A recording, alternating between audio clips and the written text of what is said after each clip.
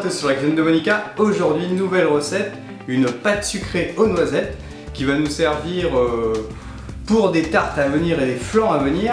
Ça va compléter la liste des pâtes maison que nous avons fait, donc la liste s'agrandit et c'est bien. Et je pense que ça va vous plaire. J'ai testé sur une tarte au chocolat maison, du coup je vais devoir vous proposer la recette. Mais la recette pour vous va être plus gourmande que celle que j'ai goûtée moi-même aujourd'hui. Donc découvrons tout de suite les ingrédients pour cette recette. Pour cette recette, il nous faudra 125 g de beurre mou, 80 g de sucre glace, un œuf, 40 g de noisettes en poudre, de la noisette en poudre grillée en poudre, c'est bien important. Il existe aussi de la noisette en poudre comme ceci, mais la noisette grillée en poudre donne un goût plus intéressant, donc si vous pouvez trouver c'est mieux. Et il nous faudra 250 g de farine tamisée. Nous allons commencer par le beurre mou qu'on va vraiment rendre pommade. On va le rendre pommade avec la spatule, opération qui s'effectuera uniquement avec la spatule, méthode par crémage en fait, qui est différente de la méthode par sablage. Et dans les ingrédients, il nous faudra aussi une pincée de sel qu'il est important de mettre. Le sel en fait est important pour la texture de la pâte, mais aussi c'est aussi un exhausteur de goût. Pincée de sel, hop. Nous ajoutons le sucre glace qui a été comme la farine tamisée. Hop. Donc là on mélange quand même délicatement. Nous allons incorporer la farine, mais pas en une seule fois. On va l'incorporer en plusieurs fois. On va incorporer d'abord un tiers de farine. Hop. Donc on fait ça à la louche. Hop. En fait, il faudrait que j'arrête de dire en fait.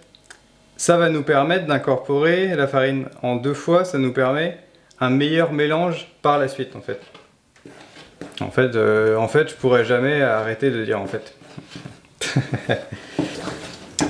Donc là on est bon. Nous allons incorporer l'œuf. Battre légèrement du coup. On va l'incorporer en deux fois, là il n'y en a pas beaucoup. Hop.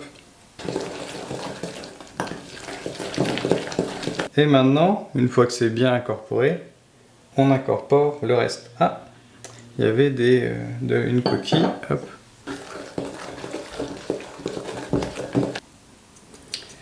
Nous incorporons la poudre de noisette et on va nous faire une tarte noisette prochainement qui va être succulente.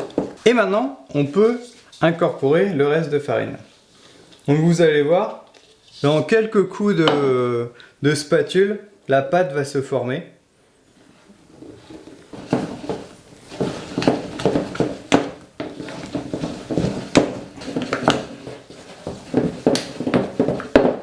Donc là vous voyez, notre pâte se décolle bien. On va direct en fait la mettre sur notre film. Quand on fait une pâte sucrée à l'inverse de la pâte sablée, pas besoin de la phraser du coup. Mais par contre, il y a toujours besoin de l'aplatir. Pourquoi?